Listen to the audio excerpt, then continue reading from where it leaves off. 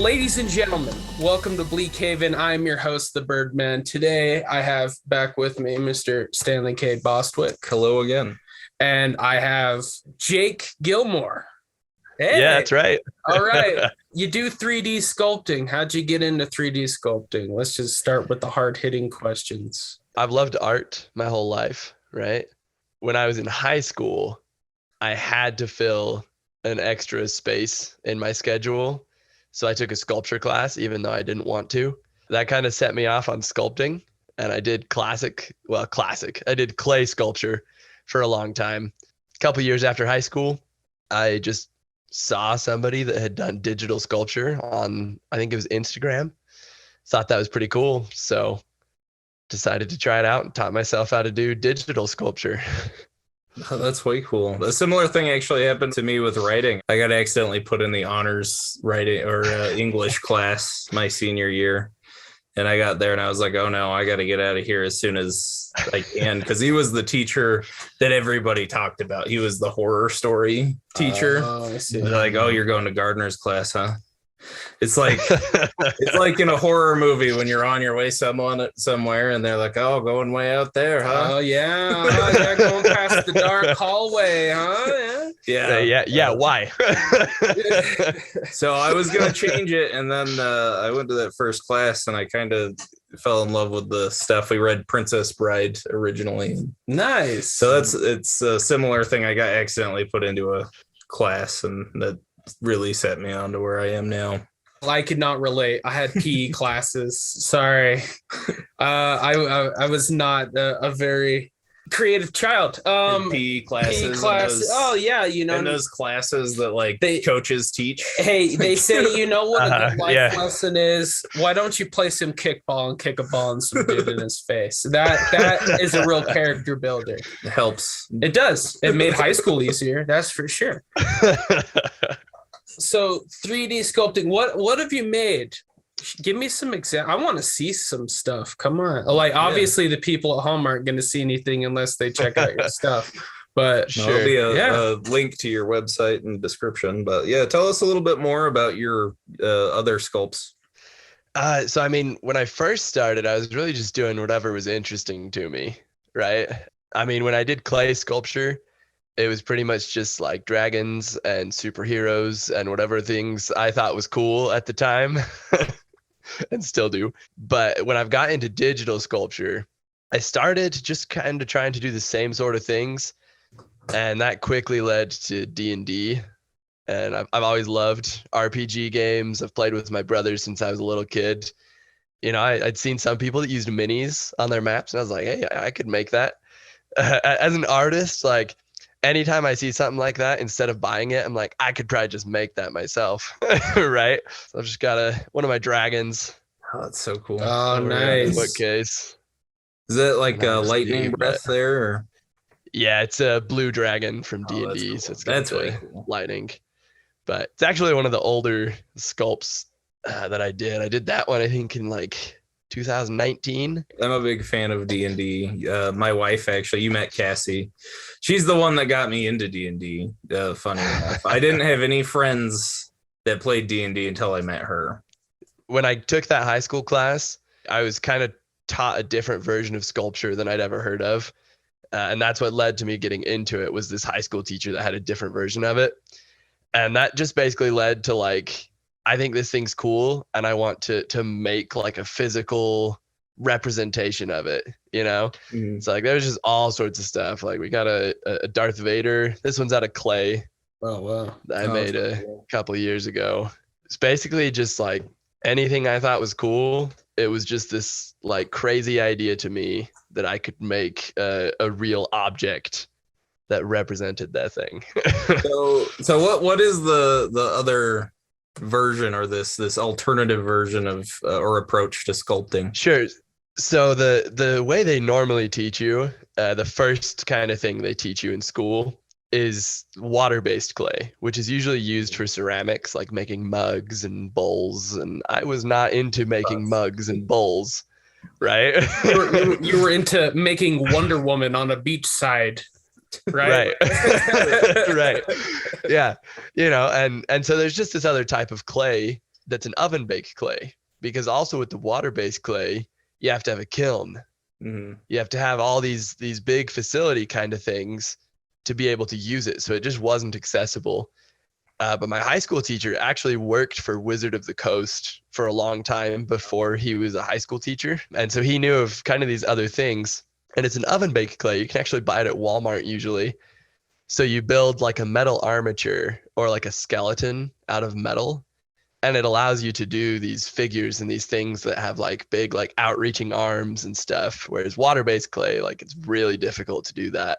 It was just more accessible to me. You know, as a kid, like I could go to Walmart and like buy the clay myself, cook it in the oven at home by myself.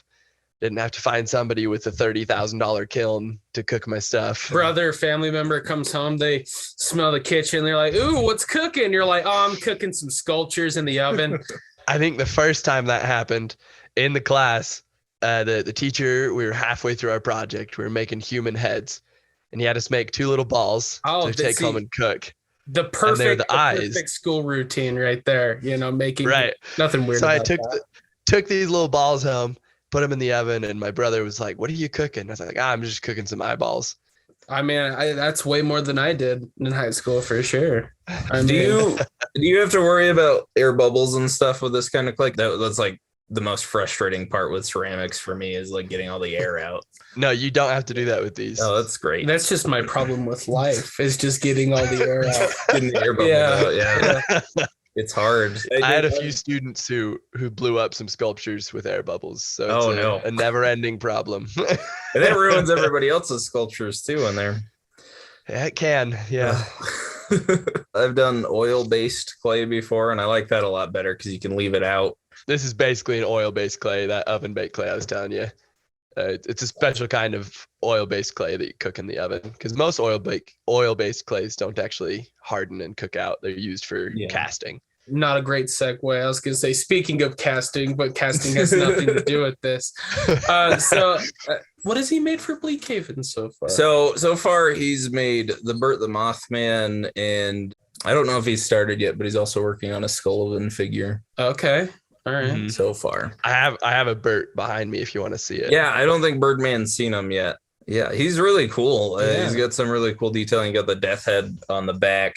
It's cool to see this character kind of come to life in this 3D design, because I know it's hard pulling 2D images and pulling them into 3D and making them look nice 4D until they inevitably go to 6D.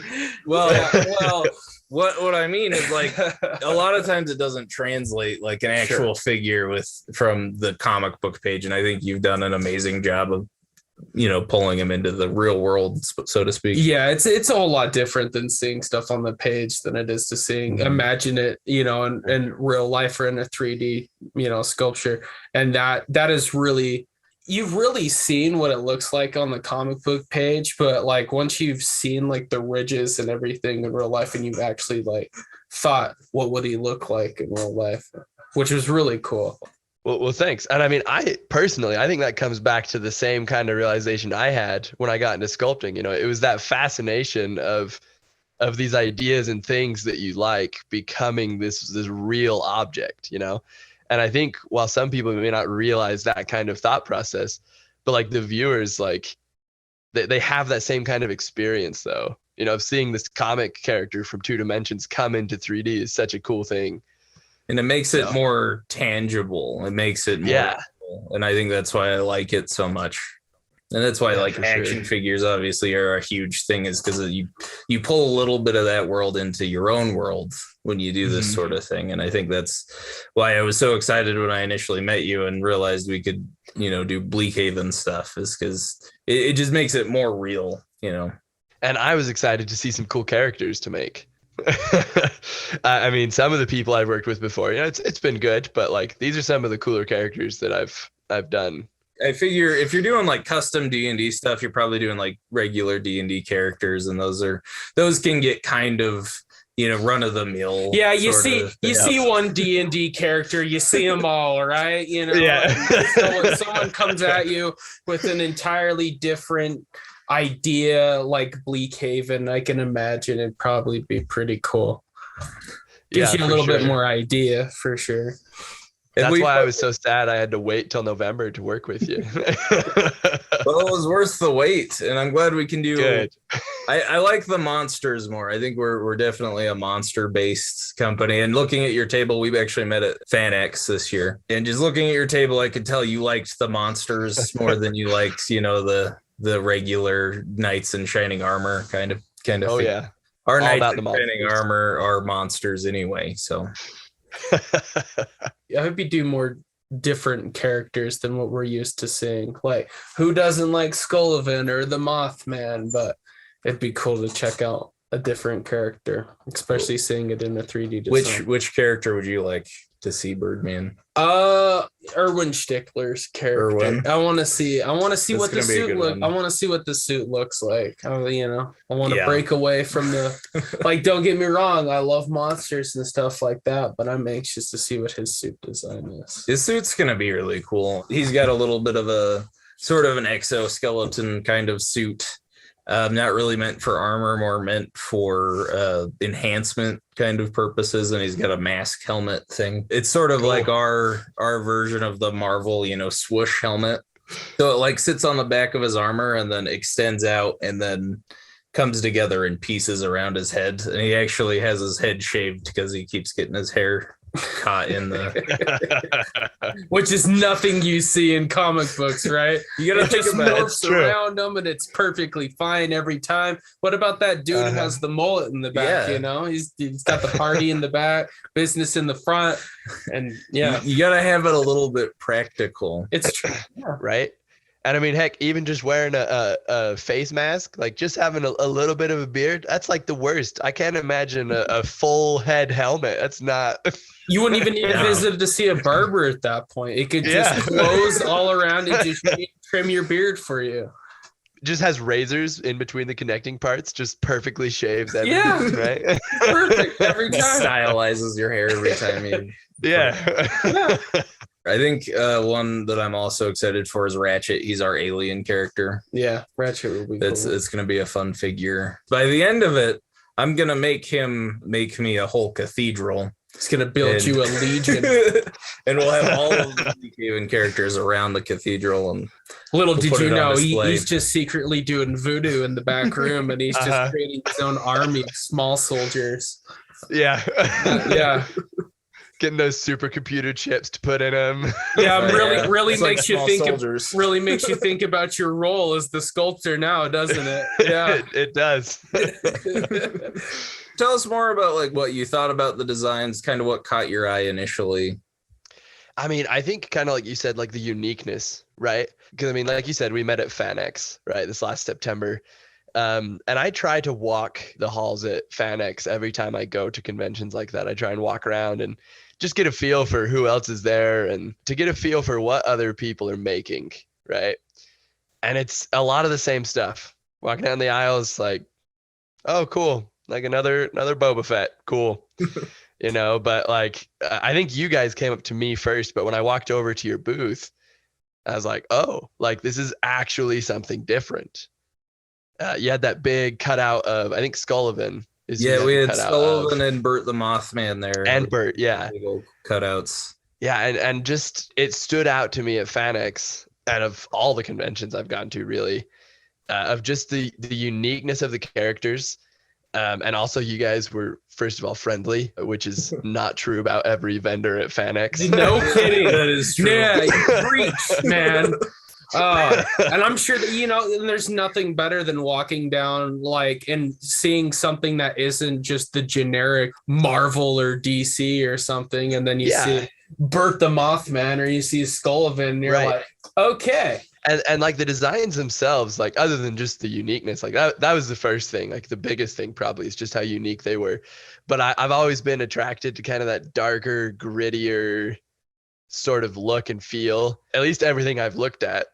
Correct me if I'm wrong, but everything I've kind of researched and looked at as I've done the sculpture, it tends to be a little more that way than some of the other stuff I've seen.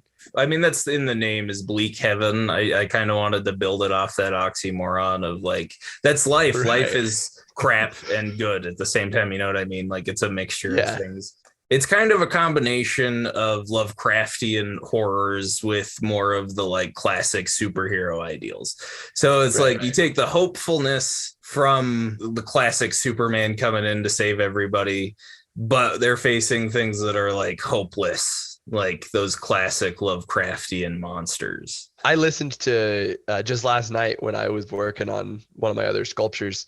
I listened to the first episode of the Tome of Daniel Blake. I was just trying to find like other things because like I've looked at your website. You know, I've been all over the place when I first started to look at your models.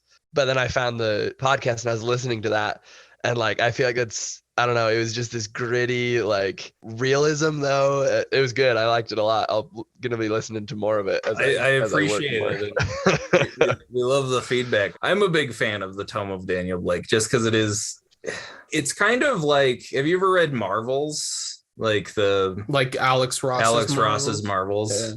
So in that book, the main character is a photographer who's going through, like, it starts in the 40s and it goes through into the 60s and stuff. And he's just kind of a casual observer of all these superhero things going around him, of like the main Marvel universe. And that's kind of how I relate Daniel Blake, is like, he's one of the most normal people I could think of, even though he's a weirdo, you know. And then I kind of put him in the middle of this crazy, you know, world. I wanted a hero who was just a normal guy who didn't have anything special or unique about him other than he was him. You know what I mean? Yeah. And that's part of what I loved about it. And it's that realism of it. I hate when I'm reading a book and it's about like this 10-year-old kid just like beating the crap out of these gangsters, you know? And it's like, there's not anything special, quote unquote, about the kid, but like, it's not real. Yeah. You know, but I totally get, that's why I have a hard time with most like spy action movies. Yeah. Like with superhero movies, I can be like, okay, they're superpowers, they can get thrown through a wall, but you know, no amount of mental gymnastics is going to make me believe Vin Diesel jumped that distance. You know what I mean? Right. Right. So like that's part of what I loved about that Tome of Daniel Blake that I listened to, and that's also just the vibe that I get from like all the designs and everything I've looked at. That's one of the main things I've loved so far, is just kind of that grittiness of it. Mm-hmm. Well, and what I love about it is that it really puts you in like a first person's perspective about what you're going to see, like about what monsters those guys have to come and face, especially with that last episode where they have their run in with that witch. You know, I never would have saw that going that direction. Like I thought it was just going to be a chill filler episode, and it did not become one of those. It was great. I loved doing it. I'm excited about it, and we're getting better. It's a good way to keep me writing and keep content going out. So really appreciate you checking out that first episode. Going back to art for a second, what other kind of mediums do you use? Is it mainly sculpture? In my free time, sculpture's what I do for the most part. So I'm an art teacher at a middle school in Provo, which kind of means I do everything, you know? So getting a degree in art education, you have to take one of every like basic kind of art class. It's like you have to learn how to draw. You have to learn how to paint with oil paint. You have to learn how to paint with acrylic paint. You have to learn how to paint with oil paint. You have to use chalk and oil pastels. Like you got to learn the basics of everything essentially. So I mean, I tend towards sculpture for the most part. I was really into oil painting for a while, but I always just kind of fall back to sculpture. I go through a phase of a different kind of art style or art medium that I like to use, but it's usually either oil paint, charcoal, or sculpting. The sculpting is either because I love it or because it's my business, and so I have to do it. I do a little bit of everything with being a teacher. So that's awesome. I found that with most artists, they have kind of a main thing, but they kind of dabble in everything. Josh, our head artist, he goes all over the place. He does all sorts of things. Like one day he's making fine detailed penciling, and then the next day he does like making puppets. It's kind of whatever he feels like. Yeah, that sounds about right. I feel like art, if you're just making something over and over again, it stops becoming art and it becomes a craft. The artistry comes from like that experimentation and taking your knowledge and seeing what you can do with it and pushing it to its limits. A good artist finds a way to do that in whatever medium they want to work in. You know, like I've worked with that clay for a long, long time. But making that tree beard was a whole new experience, even though I was using the same materials, you know? So it's interesting, the things that you can come up with to challenge yourself. That's what it all is, isn't it? Just a big challenge. It's all art is. Let's get philosophical here. Cool. So art and life, let's compare the two. It's the biggest similarity between art and life is like one day you'll love it. The next day you look at it and think it's garbage and hate it. And that's why a lot of artists are drinkers. Makes sense. Hey, and here I thought them getting drunk is just what creates, automatically creates the thought of art. I think some of them maybe. Yeah, half of them, the rest of them, they're just dealing. Some of the modern art, like it's got to be how it was made. So no great idea ever came from being sober. I mean, seriously. What figure are you most excited to work on for Bleakhaven? Who's your favorite character you've seen so far? Honestly, I'm super pumped for Skulloven. Like I've started kind of the preliminary. I haven't got into the detail of it yet, where I was sick earlier this week. Mm-hmm. But I'm super pumped for Skulloven. Like I met you guys at FanX. I looked online afterwards, and all the characters I saw, Skulloven is one I'm excited for. He's one of our, I guess, flashier characters. Yeah. I mean, we picked him to be the kind of forefront because he's kind of got that Spawn feel. It's interesting because it's not how I envision him when I started writing this. I actually started writing all this about a year before I approached Josh about doing concept art and about doing comic books. Really?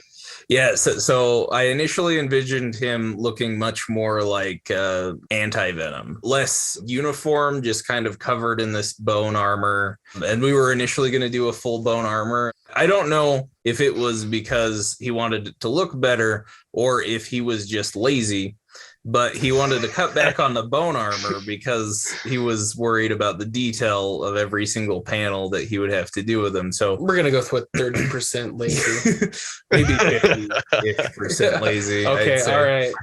But it ended up being, I think, exactly what it needed to be. And Josh has a good way of taking these ideas and making them unique. Like Bert, for example, what Donald initially had in mind, Donald, the writer on Credence, he wanted something that looked more like, I guess, Blue Beetle, a Mothman, just straight up superhero. And what Josh initially put out was so different from that. He looked like just a giant moth, basically. Okay. So he looked just like a moth, and Donald was like, well, it needs more man. It actually took us a long time sitting down with Josh and Donald talking about the different designs and what needs to happen. And ultimately we were able to create what we have now. And I think that the beauty of this process has been every character that has been turned out by Josh ultimately ended up being exactly what it needs to be. Because the Bert now is a good mix between that original moth and Donald's idea. And it adds that uniqueness, but he also looks like a superhero. He also looks like a cryptid. And I think that we just kind of nailed his design. And I think we've done really well with the other designs too. And obviously we have some evidences to that because that's what caught your eye in the first place. For sure. I totally agree. Like, I mean, obviously I didn't know the original plans and ideas and things, but like that's a serious challenge to work with somebody's idea and try and make it a visual thing. Mm-hmm. That's rough. So like kudos that you guys can work that kind of stuff out so well and come out with such good designs. Some days I don't feel like it's going so well. It's a process. And this book, so I wrote the original one. I wrote and edited the Welcome to Bleakhaven. With Credence, it has been much more of a challenge for me because I'm not only handling my ideas, I'm also handling another writer's ideas. And then I have to work with the artist and the other writer and myself from a business standpoint. So it has been a lot of work, but we're very excited to move forward with it. We finally have the cover out. I don't know if you saw that. We just released it. So yeah, a lot of great artists work on it. And just to go with that, we're going to be obviously selling these Bert the Mothman figures for the charity. We're excited to keep going forward. We're excited to have you on the team too. I mean, I think we've officially indoctrinated you into our cult. So yeah, congratulations. Welcome to the show. I'm really excited to keep moving forward. I actually have a lot of stuff in mind moving forward. We have Cassie's project, but I'm going to talk about it a little bit because I don't care. We've already kind of announced it. It's called Amberwood. Amberwood's our tabletop RPG.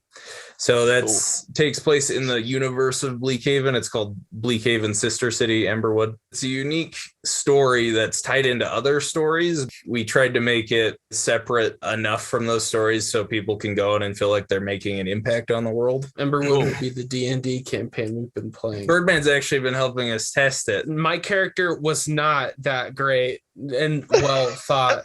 Well, his character was basically like a magical Steven Seagal. Yeah, imagine Steven Seagal and Kurt Russell from Big Trouble in Little China came together into one person, and they had the power of Shang-Chi. I mean, it sounds interesting for sure. It does. It sounds interesting. It's entertaining. Yeah. Yeah, it's the equivalent of Jack Black just trying to, fight some weird lizard lady. So is this, you said Amberwood, right? Mm-hmm. So is this a campaign setting / rule set that you've made that you're playtesting, or is it based on another RPG rule set?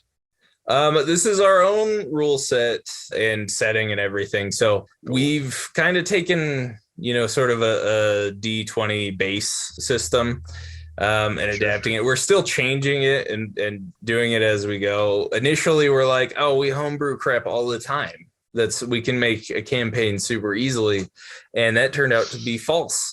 It is much more difficult. It's one thing to homebrew and play through with your friends. It's another thing to prepare something for other people to take and do D&D with.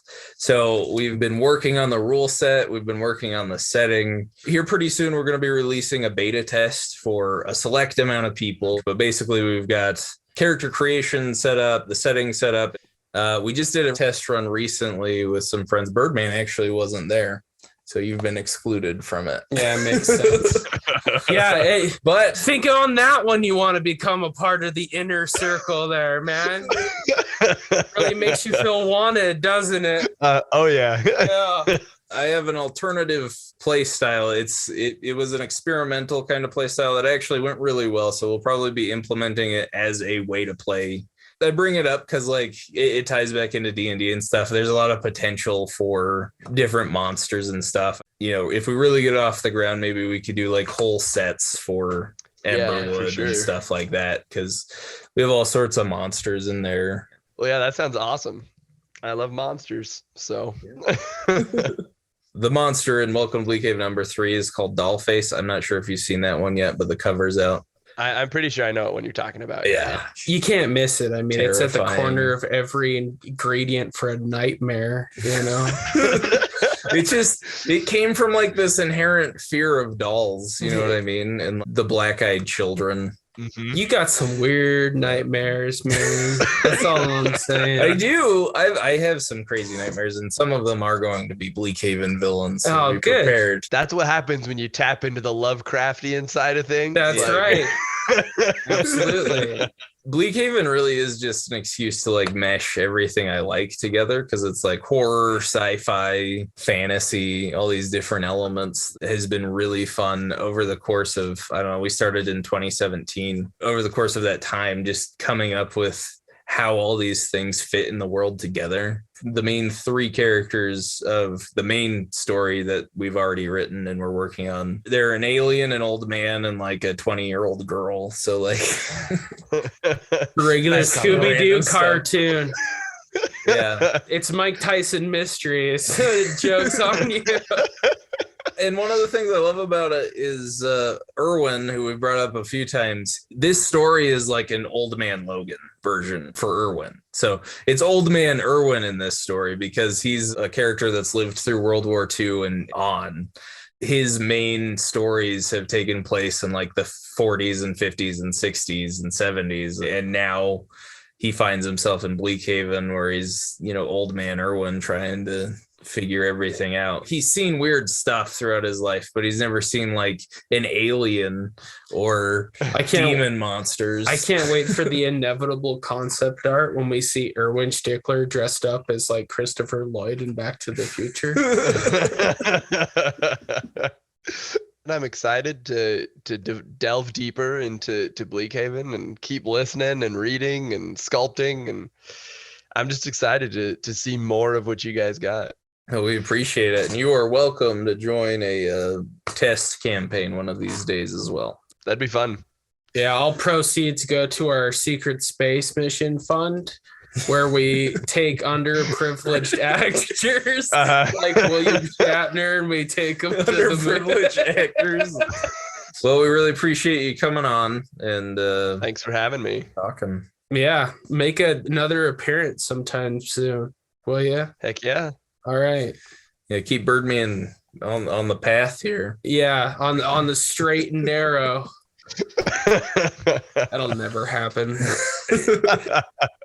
All right. I think on that note, ladies and gentlemen, we are going to put an end to a podcast today. And we hope you guys all enjoyed it as much as we did making it. Check out Jake Gilmore's sculptures, JG Sculpts. And his information is in the link below. So go check out his other sculptures and look at his freaking awesome D&D sculptures. Those are so cool. Heck yeah. Check them out. Go to Bleakhaven as well. You can also find my stuff. I do podcasts and stuff as well. Google it. Google just podcasts and you'll find it. Just Google podcasts and, sometime within the next 10 years of podcasts, you'll eventually run into the Birdman and Rooster. Just keep scrolling. You'll find it. Yeah, it's really great. Go listen to Daniel Blake. Yeah, go listen to Daniel Blake, you bums. Okay, we're going to put an end to it. See you next time.